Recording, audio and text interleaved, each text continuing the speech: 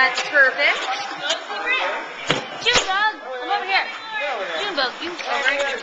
Very good boy. This is Juno. Juno's our oldest and largest whale. You can reach out and rub that forehead there, that melon. Very good boy. Excellent job. Very nice. Juno's about 6 years old.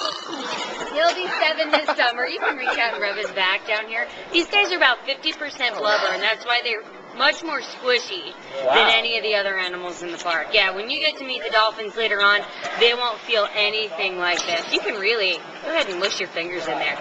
Yeah. That's very great. Good. Wow. Yeah, very, very squishy. And I love to show off how jiggly Juno is because he is by far the jiggliest of our babies. Jiggling up and down. Good boy. How about side to side? Side to side. Side to side. Very good boy. Excellent. Very nice. I see a nice picture from you. How long does it take to train one of these? It really depends on the individual animal. Juno here, Juno's kind of he's the unusual one as far as our 4 whales go. Just like people, how some people are visual learners and some are auditory. Right. Juno learns in a different way, than the other whales do. The other 3 learn a lot by watching each other. With Juno, he can watch something all day long and he's never going to do it. He's never going to mimic it. So for him, we have to use kind of a more hands-on approach, whereas the other guys, they learn very, very quickly. Oryx here probably learns new behaviors in a matter of a week or so. Wow. And then the other guys, Maple and Klondike, pick their behaviors up very quickly from Oryx. Oh, so they learn from each other? Yeah. Is there a specific set of behaviors you teach them? Most of the stuff we do is just kind of going to be a lot of fun stuff. You can reach out and touch their peck there. That they enjoy doing. We really kind of focus on what their strengths are. Like Oryx loves to jump, so he knows a lot of different jumping behaviors. But for all the whales, we focus a lot on what we call husbandry behaviors. Okay. Things that help us take better care of them. For instance, can I see that little chin? I'm going to ask Juno to take a breath for me. Big breath, buddy. Very nice. Just like when we go to the doctors, they always want to listen to us take a breath. Right. Same thing when our vets check out these guys. They can hold their breath for 20 minutes. So that makes for a pretty long exam if the vet's looking for more than one. So we ask them to do it on key for us. Same thing with the mouth open. We can ask them to take that big mouth open for us, and I can feel his teeth. Belugas are very slow to get their teeth. They don't start until they're about 5 years old. So we always want to check and make sure that they're all coming in nicely. Oh, wow. Yeah, we also get voluntary blood samples from these guys. We usually do it the beginning of each month. And when we do that, I'm going to put him in a fluke present right towards you. That's not your pack, silly.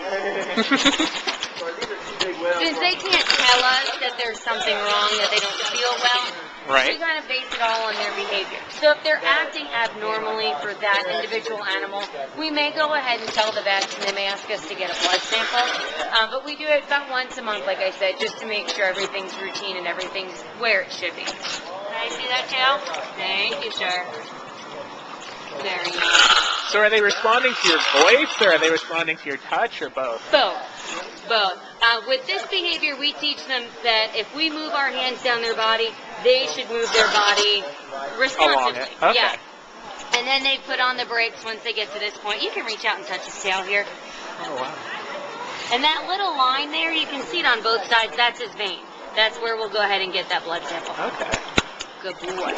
They feel every bit as good as we do, so he does respond a lot to my touch. But the whistle's a tool. It lets us tell them that they're correct and to come right back and get a fish. Okay. How much do they eat, typically? Juno gets about just under 40 pounds a day. Usually it's about 36 to 38 pounds a day. Oryx over there gets a little bit more. He gets about 40 pounds. And Klondike, our male whale that's in the back, he gets almost 50. Maple is half the age of these guys, half the size by far also too, so she doesn't get nearly as much. Maple only gets about 25 pounds a day over there. I know! You're tired of me talking about Maple. It's always about Maple, isn't it? I know. can you tell? I mean, do the different sounds mean different things? You can definitely tell an aggressive sound from a happy one. Right. None of these guys do aggressive sounds for us on a hand signal, but you can tell. Usually when we hear an aggressive sound, it's kind of, I know you're giggling. It's kind of a sharp, like we call it a jaw pop. They open their mouths and close and shut really hard. Underneath the water, it sounds like a window, like crashing. Oh, wow. Yeah, it's definitely a loud, obnoxious sound. You can go ahead and rub him down again. Get you a good view of his dorsal ridge. They have that ridge instead of a dorsal fin so that they can rub against the ice to find breathing holes if they have to. Oh, okay. Yeah. And you said they could hold their breath for 20 minutes? About 20 minutes, yeah. A long, long time. Very nice. How are you guys doing? Pretty good. Awesome. Yeah. Now you see that one more time, that back? You can reach out and rub that pectoral flipper down again. Excellent.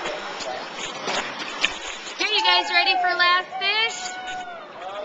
All right, last fish. Good boy, Juno. We're just going to stand up and go right back to the hallway. I know, and you're going to pout because you don't have a